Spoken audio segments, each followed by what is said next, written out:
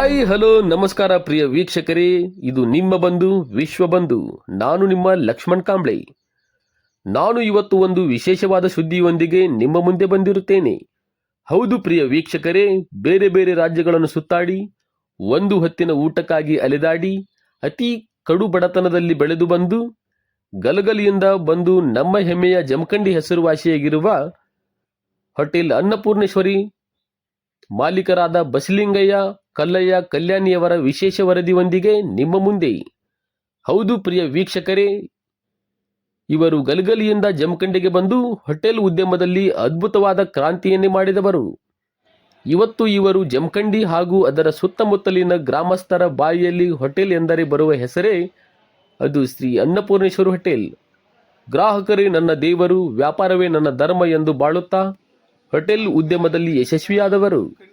ಇವರ ಅದ್ಭುತವಾದ ಯಶಸ್ಸನ್ನು ನೋಡಿ ನಾಡಿನ ಸುಪ್ರಸಿದ್ಧ ಕನ್ನಡಪ್ರಭ ಮತ್ತು ಏಷ್ಯಾನೆಟ್ ಸುವರ್ಣ ನ್ಯೂಸ್ ಸಂಸ್ಥೆ ವತಿಯಿಂದ ಇವರಿಗೆ ಸುವರ್ಣ ಕನ್ನಡಿಗ 2025 ಪ್ರಶಸ್ತಿಯನ್ನು ನೀಡಿ ಗೌರವಿಸಿದ್ದಾರೆ. ಈ ಪ್ರಶಸ್ತಿ ಅವರ ಮುಡಿಗೇರಬೇಕಾದರೆ ಅವರು ಬೆಳೆದು ಬಂದ ಕಷ್ಟದ ದಾರಿ ಹೇಗೆ ಏನು ಅಂತ ಅವರಿಂದ ಮತ್ತು ಹೋಟೆಲದ ಗ್ರಾಹಕರಿಂದ ತಿಳಿಯೋಣ ಬನ್ನಿ. ಸಾಮಾಜಿಕ ಸೇವೆಗಳನ್ನ ಮಾಡ್ತಾ ತಮ್ಮದೇ ಆಗಿರ್ತಕ್ಕಂಥ ಒಂದು ವಾತಾವರಣವನ್ನು ಜಮಖಂಡಿಯಲ್ಲಿ ನಿರ್ಮಾಣವನ್ನು ಮಾಡಿದ್ದಾರೆ. ಅದರಲ್ಲೂ ಅವರ ಅನ್ನಪೂರ್ಣೇಶ್ವರಿ ಹೋಟೆಲ್ ಅಂತಂದ ಕೂಡಲೇ ಪರಸ್ಥಳದಿಂದ ಬಂದಿರತಕ್ಕಂತಹ, ಬೇರೆ ಜಿಲ್ಲೆಯಿಂದ ಬಂದಿರತಕ್ಕಂಥ, ಬೇರೆ ತಾಲೂಕಿನಿಂದ ಬಂದಿರತಕ್ಕಂಥ ಜನರುಗಳಿಗೆ ಬಹಳ ಸ್ವಾದಿಷ್ಟಮಯವಾಗಿರ್ತಕ್ಕಂಥ ಆಹಾರವನ್ನು ಕೊಡ್ತಕ್ಕಂಥ ಹೋಟೆಲ್ ಯಾವುದಪ್ಪ ಅಂತಂದರೆ ಅನ್ನಪೂರ್ಣೇಶ್ವರಿ ಹೋಟೆಲ್. ಅದು ಎಲ್ಲಿದೆ ಅಂತೇಳಿ ಕೇಳಿ ಬಂದು ಇಲ್ಲಿ ಆಹಾರವನ್ನು ಸೇವನೆ ಮಾಡಿ ಹೋಗ್ತಕ್ಕಂಥ ಒಂದು ವಿಶೇಷ ಒಂದು ವಾಡಿಕೆ ಈ ಹೋಟೆಲ್ ಮೇಲಿದೆ.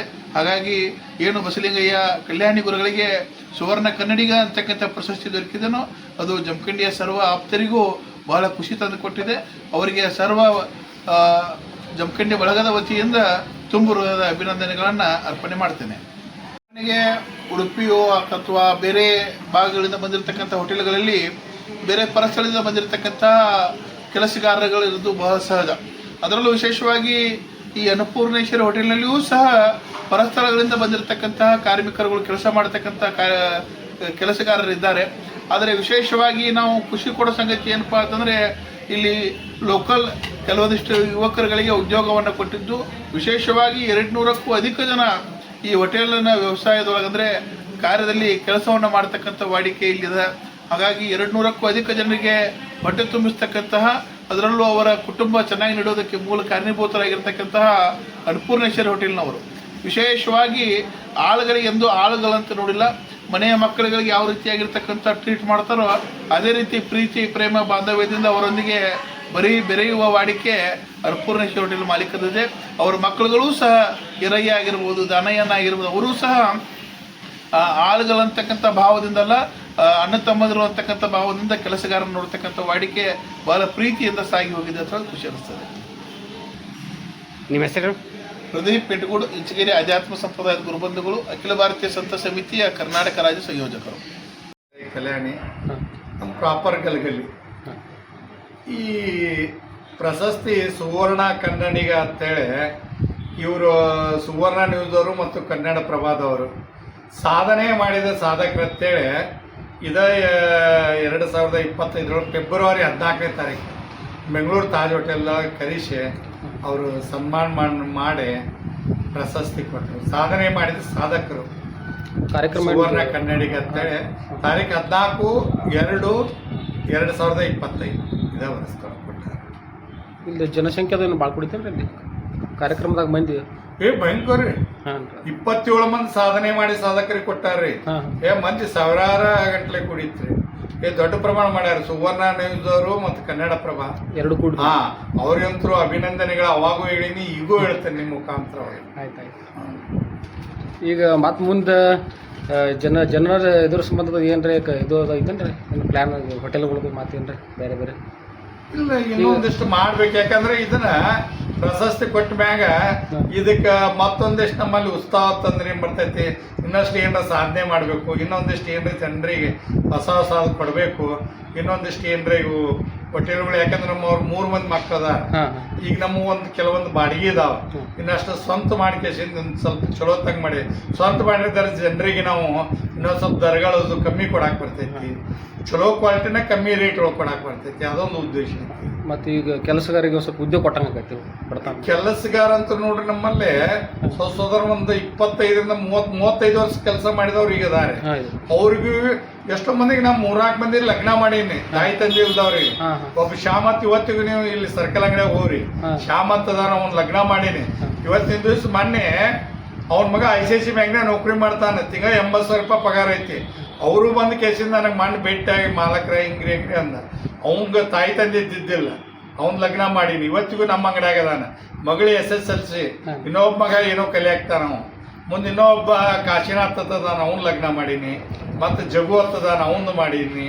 ಒಂದು 3-4 ಮಂದಿ ಮಣ್ಣೆ ರೀ. ಇದ ವರ್ಷದೊಳಗನ ಒಂದು ವರ್ಷ ಒಳಗ ಅಲ್ಲಿ ಆಚೆ ಕಡೆ ಸ್ಮಾರ್ಟ್ ತೆಳಗ್ರಿ ಅವನ ಹೆಸರು ಪ್ರಭು ಅಂತೇಳಿ. ಅವಂಗೂ ತಾಯಿ ತಂದೆ ಇದ್ದಿದ್ದಿಲ್ಲ. ತಾಯಿ ತಂದೆ ಇರ್ಲಾರ್ದ ಅವ್ನ ಕನ್ಯಾ ನೋಡಿ ನಮ್ಮ ಹೆಣ್ಮಕ್ಳು ನಾವು ಕೂಡಿ ಅಡ್ಡಾಡಿ ಅದ್ರ ಕನ್ಯಾ ಇದನ್ನ ಮಾಡಿ ಉಳಿದು ಮಾಡಿ ಅಲ್ಲಿ ಯಾರೋ ಪರಿಸ್ಥಿತಿ ಅದು ಕನ್ಯಾದ್ದು ತಾಯಿ ತಂದೆ ಅದಾರ ಬಡತನ ಪರಿಸ್ಥಿತಿ ಅವ್ರಿಗೆಲ್ಲ ವ್ಯವಸ್ಥೆ ಮಾಡಿ ಇವನ್ ವ್ಯವಸ್ಥೆ ಮಾಡಿ ಮುಂದೆ ನಿಂತು ಲಗ್ನ ಮಾಡಿಕೊಟ್ರು. ಈಗ ಅದ ಹುಡುಗೊಂದು ಕುಬುಸೇನೋ ಐತ್ ನೋಡಿ. ಈಗ ಗುರುಗಳು ಈಗ ಉದ್ಯಮೆದಾರ ಅಂತೇಳಿ ನಿಮ್ಗೆ ಪ್ರಶಸ್ತಿ ಕೊಟ್ಟರು, ಏನಂತ ಕೊಟ್ಟರು?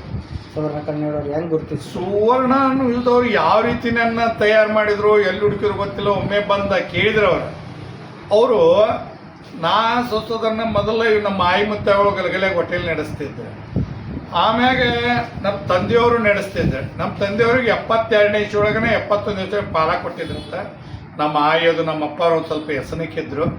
ಆಮ್ಯಾಗ ಅದನ್ನ 73-74ನೇ ಇಸ್ವಿಯೊಳಗೆ ನಮ್ಮ ಅಪ್ಪಾರ ಅಂಗಡಿನ ಬಂದ್ ಮಾಡಿದ್ರು. ಎಲ್ಲ ಮಾರ್ಕೊಂಡ್ರು ಅವ್ರು, ಎತ್ತುಗಳು ಹೊಲ ಅವೆಲ್ಲ ಒಂದು ಸ್ವಲ್ಪ ಅವ್ರ ಹೆಸನಿಕ್ಕಿದ್ರು. ಹಿಂಗಾಗಿ ನಮಗೆ 74ನೇ ಇಸ್ವಿಯೊಳಗೆ ಸ್ವಲ್ಪ ಪರಿಸ್ಥಿತಿ ಭಾಳ ಸುಮಾರು ಬರುತ್ತೆ. ನನಗೆ ಅವಾಗ 10ನೇ ವರ್ಷಕ್ಕೆ ನಾ ಏನು ಮಾಡೀನಿ, ಏನೂ ಇರ್ಲಾರ್ದಾಗ ಒಬ್ಬರು ಈರಪ್ಪ ಮಾಸ್ತರ್ ಅಂತೇಳಿ ಪತ್ತಾರ ಮಾಸ್ತರ್ ವಯಸ್ಸಾದವ್ರು ಇದ್ರು. ಸ್ವಾಮಿ ಹಿಂಗ್ಯಾಕೆ ಅಡ್ಡಾಡ್ತಿಲ್ಲಿ, ಅಲ್ಲಿ ಒಂದು 4 ದಿವಸ ಇಲ್ಲಿ ಒಂದು 4 ದಿವಸ, ಅಲ್ಲಿ ನಮ್ಮ ಒಬ್ಬ ಶಿಷ್ಯ ಅದಾನ ಬಳ್ಳಾರ್ಯಾಗ, ನೀ ಸಾಲಿ ಕಲಿತೀನಂದ್ರೆ ಊಟನೂ ಕೊಡ್ತಾರ ಸಾಲಿನೂ ಕಲಿಸ್ತಾರ ಅಂದ್ರೆ. ಸರ್ ಹೋಗ್ತೇನ್ರಿ ಅನ್ನಿ. ಅವ್ರು ಒಂದು ಲೆಟ್ರ್ ಕೊಟ್ರು. ಬಳ್ಳಾರಿ ರಿಮಾಂಡ್ ರೂಮ್ನಾಗ 2 ವರ್ಷ ಇದ್ನೆ, ಅಲ್ಲಿ 2 ವರ್ಷ ಸಾಲಿ ಕಲ್ತೀನಿ. 74ನೇ ಇಸ್ವಿಯೊಳಗೂ 75, 76 2 ವರ್ಷ ಅಲ್ಲಿ ಇದನು 2ನೇ ಸಾಲಿ ಕಲ್ತೀನಿ. ಆಮ್ಯಾಗ 2 ವರ್ಷ ಆದ ಕೂಡಲೇನ ಮುಂದೆ ಬಾಗಲಕೋಟೆಗೆ ಬನ್ನಿ 76ನೇ ಇಸ್ವಿಯೊಳಗೆ. 76ನೇ ಇಸ್ವಿಯೊಳಗೆ ರಾತ್ರಿ 11ಕ್ಕೆ ಬಂದ್ರೆ ಮುಂಜಾನೆ ಹಸನಾಗ 5 ಗಂಟೆಗೆ ಎದ್ದ ಕೆಲಸ ಹುಡುಕ್ಯಾಡಿ. ಆಮ್ಯಾಗ ಮುಂಜಾನಿಂದ ಕೆಲಸ ಹುಡುಕ್ಯಾಡಿದ್ರು ಕೆಲಸ ಸಿಗ್ಲಿಲ್ಲ. ಚಾದ ಅಂಗಡಿಗೆ ಎಲ್ಲಿ ಕೆಲಸ ಸಿಗ್ಲಿಲ್ಲ. ಆಮ್ಯಾಗ ಬಾಗಲಕೋಟೆಗೆ 1 ವಾರ ಭಿಕ್ಷಾ ಬೆಳ್ಕೊಂತೀನಿ. ಆಮ್ಯಾಗ ಹೋಟೆಲ್ದಾಗ ಕೆಲಸ ಸಿಗ್ತಿ. ತಿಂಗಳಿಗೆ 18 ರೂಪಾಯಿ ಪಗಾರ. ಮೋನ್ರಾಯರ್ ಅಂತೇಳಿ ಡಬ್ಬಾಟಾಗಿದ್ದೊಳಗೆ ಹೋಟೆಲ್ ಐತಿ, ಅಲ್ಲೊಂದು ಹೋಟೆಲ್ ಐತಿ. ಬೇಳ್ಳಿ ಕಾಲೇಜ್ ಮುಂದೆ ಒಂದು ಹೋಟೆಲ್ ಐತಿ, 2 ಹೋಟೆಲ್ ಅದು. ಆಮ್ಯಾಗ ಆ ಹೋಟೆಲ್ದೊಳಗೆ ಅಶೋಕ್ ಗಣಪದ ಅಂತೇಳಿ ಬಳ್ಳಾರಿ ಮಾಡ್ರಮನೆ ನಾವು ಓದ್ಕೊಳ್ಳಿ 6 ತಿಂಗಳಿಗೆ ಬಿಡುಗಡೆ ಆಗಿದ್ದಾವ. ಅವ ನನಗೆ ಪರಿಚಯ ಅದ, ಸಿಕ್ಕವ. ಹಿಂಗೊಬ್ಬ ಮಾಲಕರು ಹೇಳಿ ಕೆಲಸ ಕೊಡ್ಸಂತೇಳಿ ಕೆಲಸ ಕೊಡಿಸಿದವ. ಮುಂದೆ ಮಾಲಕರು ಹೇಳಿದ್ರು, ನೋಡ್ಪ ತಿಂಗಳಿಗೆ 18 ರೂಪಾಯಿ ಪಗಾರ, ಮತ್ತೆ ಕೆಲಸ ಚಲೋ ಮಾಡ್ಬೇಕಂತ. ಹ್ಞೂ ರೀ. ಆಮ್ಯಾಗ 76ನೇ ಇಸ್ವಿಯಿಂದ 76, 77 ಮಟ್ಟ 2 ವರ್ಷ ಅವ್ರಿಗೆ ಅಂಗಡಿ ಚಲೋ ಕೆಲಸ ಮಾಡಿ. ಆಮ್ಯಾಗ ಮುಂದೆ ಅವ್ರ ಮಾಲಕರಿಗೆ 2 ರೂಪಾಯಿ ಹೆಚ್ಚು ಮಾಡ್ರಿ, ತಿಂಗಳಿಗೆ 18 20 ರೂಪಾಯಿ ಮಾಡ್ರಿ. ಅವರು ಮಾಡಲಿಲ್ಲ. ಮುಂದೆ ಒಬ್ಬರು ಸಿಮೆಂಟ್ ಫ್ಯಾಕ್ಟ್ರಿಯಾಗ CG ರೆಡ್ಡಿ ಅಂತೇಳಿ ಕೆಲಸಕ್ಕೆ ಬಂದಿದ್ರು, ದೊಡ್ಡ ಪ್ರಮಾಣ. CG ರೆಡ್ಡಿ ಜನರಲ್ ಮ್ಯಾನೇಜರ್ ಅವರು. ಅವ್ರ ಮನೆ ಕೆಲಸದವಂಗ ಒಂದಿಟ್ಟು ಮಯ ಆರಾಮಿದ್ರು, ದವಾಖಾನಿಗೆ ಹಾಕಿದ್ರು ಅವನು.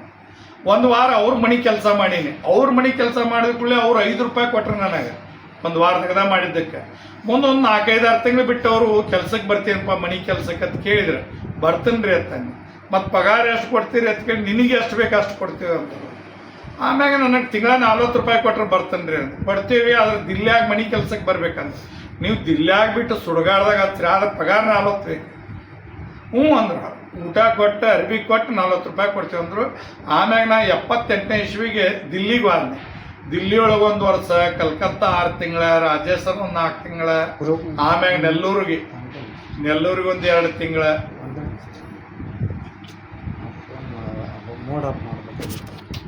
ದಿಲ್ಲಿಯಿಂದ ದಿಲ್ಲಿ ಒಳಗೆ 1 ವರ್ಷ CG ರೆಡ್ಡಿ ಅಂತೇಳ್ರಿ, ಈ JK ಸಿಮೆಂಟ್ ಫ್ಯಾಕ್ಟ್ರಿ ಐತಲ್ರಿ, JK ಶೆಲ್ ಅದು, ಅದ್ರ ಜನರಲ್ ಮ್ಯಾನೇಜರ್ ಅವರು.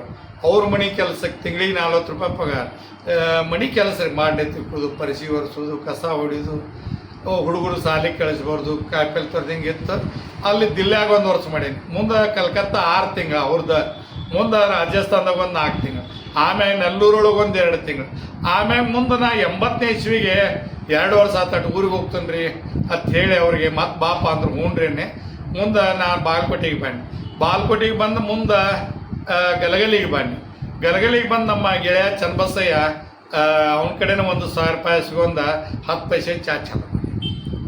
ಮತ್ತು ಮುಂದೆ ಇನ್ನೂ ಒಂದಂದ್ರೆ ಈಗೇನು ಬಾಗಲಕೋಟೆ ಚಾದ ಅಂಗಡಿಗೆ ಹೋದ್ನಲ್ಲ ಒಂದು ಕೆಲಸಕ್ಕಲ್ಲಿ 18 ರೂಪಾಯಿ ಪಗಾರ ರೀ. ಅವಾಗ ಹೋದಾಗ 1 ತಿಂಗಳು 2 ತಿಂಗಳ ಮ್ಯಾಗ ನಾನು ಫಸ್ಟ್ ಸಿನಿಮಾ ನೋಡಿದ್ದೆ ಬಂಗಾರದ ಮನುಷ್ಯ ಸಿನಿಮಾ. ನಿಜವಾಗ್ಲೂ ಸಿನಿಮಾನ ನನಗೆ ಪ್ರೇರಣೆ ಕೊಟ್ಟಿದ್ದೆ.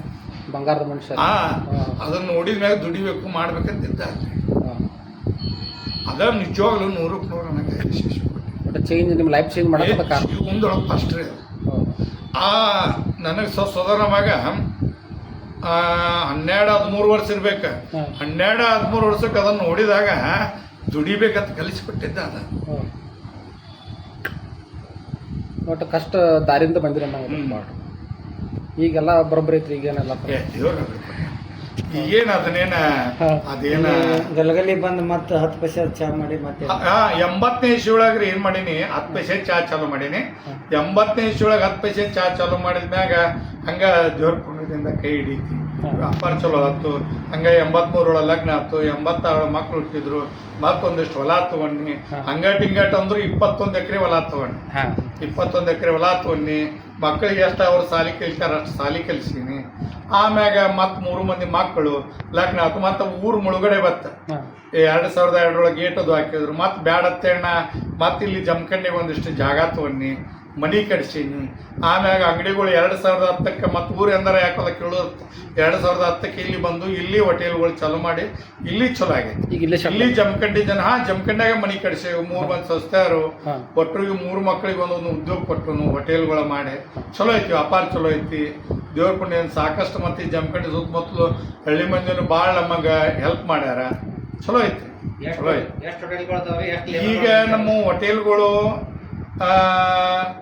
ಈ ಸದ್ಯ ಜಮಖಂಡಿಯಾಗ 5 ಅದಾವ್ರಿ. ಒಂದು BLD ಕಾಲೇಜ್ ಒಳಗೆ ಹಾಸ್ಟೆಲ್ ಐತ್ರಿ. ದಿವಸ 300ರಿಂದ 500 ಮಟ್ಟ ಹೆಣ್ಣು ಹುಡುಗರದಲ್ಲಿ ವ್ಯವಸ್ಥೆ ಮಾಡ್ತೀವಿ. BLD ಕಾಲೇಜ್ ಒಳಗೆ ಒಂದು ಕ್ಯಾಂಟೀನ್ ಐತ್ರಿ, ಅದು ಸೆಲ್ಫ್ ಸರ್ವಿಸ್ ಹೋಟೆಲ್, ಅಲ್ಲಿ ಚಲೋ ಐತ್ರಿ. ಮುಂದೆ ಸ್ಮಾರ್ಟ್ ತೆಳಗೆ ಅಲ್ಲಿ ಕಟ್ಪಟ್ಟಿ ರೋಡಿಗೆ ಒಂದು ಹೋಟೆಲ್ ಐತ್ರಿ. ಮುಂದೆ ಕೋರ್ಟ್ ರೋಡಿಗೆ ಒಂದು ಮೇನ್ ಮಾರ್ಕೆಟ್ದಾಗ ಐತಿ. ಒಂದು ಕುಂಚನೂರು ಸರ್ಕಲ್ಗೆ ಐತ್ರಿ. ಆಮ್ಯಾಗ ಗಲಗಲ್ಯಾಗ ಐತಿ, ಅದನ್ನ ಬಾಡಿಗೆ ಕೊಟ್ಟನ್ರಿ. ಮುಂದೆ ಈಗ ಮುದೋಳ್ಕೊಂದು ಕೆಲಸ ನಡೆದೈತ್ರಿ. ಇಲ್ಲೇ ಈಗ ಜಮಖಂಡಿಯಾಗ ರೀ ಬಸವ ಸರ್ಕಲ್ಕ್ಕೆ ರೀ ಅಲ್ಲಿ ಒಂದು ಕೆಲಸ ನಡೆದೈತಿ. ಅವು ಹೋಟೆಲಾಗ ಹ್ಞೂ ರೀ. ಭಾಳ ಆದ್ರೆ ಒಂದು 3-4 ತಿಂಗಳು ಚಾಲು ಆಗ್ತವೆ, ಅವು ಚಾಲು ಆಗ್ತವೆ. ಮತ್ತು ಸಾಧಾರಣ 150ರಿಂದ 170 ಮಂದಿ ಮಟ್ಟ ನನ್ನ ಸಿಬ್ಬಂದಿ ಹೊರಗೆ ಐತೆ. ಮತ್ತು ಎಷ್ಟೋ ಮಂದಿ ಲಗ್ನ ಮಾಡೀನಿ. ಇವತ್ತಿಗೆ ಎಷ್ಟೋ ಮಂದಿ ಒಂದಿಟ್ಟು ದವಾಖಾನೆ ಒಂದು ಅಪ್ಪಡೇನು. ಮತ್ತು ಯಾರು ಚಲೋ ಕೆಲಸಗಾರ ಇರ್ತಾರೆ ಅವ್ರಿಗೆ ಅಷ್ಟು ಪಗಾರ ಹೆಚ್ಚಿನ ಕೊಡೋದು, ಅವ್ರ ಅನುತನು ನೋಡ್ಕೊಳ್ಳೋದು. ಏನೋ ಮನ್ಯಾಗ ತಾಯಿ ತಂದೆಗೆ ಆರಾಮಿಲ್ಲ ಅಂದ್ರೆ ಅವ್ರಿಗೆ ಸ್ವಲ್ಪ ಹೆಲ್ಪ್ ಮಾಡೋದು. ಸುವರ್ಣ ಕನ್ನಡಿಗ ಅಂತೇಳಿ ಕೊಟ್ಟರಲ್ಲ, ನಿಮಗೆ ಯಾವ ಥರ ಖುಷಿಯಾಗಿದೆ? ಅದೇನು ಖುಷಿ ಅಂದ್ರೆ ಏನ್ರಿ, ನನಗೆ ಏನೂ ಗೊತ್ತಿಲ್ಲ, ಎಂತೂ ಗೊತ್ತಿಲ್ಲ. ಅಲ್ಲ, ನಾ ಬಳ್ಳಾರಿ ಮಾಡೋನಾಗಿದ್ದಿದ್ದು ಏನು ಗೊತ್ತು, ಚಾದ ಅಂಗಡಿಯಾಗ ದುಡ್ದದ್ದು ಏನು ಗೊತ್ತು. ಅಂಥವನ್ನ ಹುಡುಕಿ ಕ್ಯಾಶಿಂದ ಕರಿಸಿ ಅವ್ರು ಕೊಟ್ಟಾರಂದ್ರೆ ನಿಜವಾಗ್ಲೂ ಅವರು ದೊಡ್ಡ, ಅವ್ರಿಗೆ ಎಷ್ಟೋ ಸಾವಿರಾರು ಧನ್ಯವಾದಗಳು ತಿಳಿನ್ರಿ. ನಾ ಅವತ್ತಾದ್ರೂ ಹೇಳೀನಿ, ನಿಮ್ಮ ಮುಖಾಂತರ ಅವ್ರು ಕೇಳಿದ್ರೆ ಇದ್ರ ಮುಖಾಂತರ ಅವ್ರಿಗೆ ಹೇಳ್ತಾನೆ.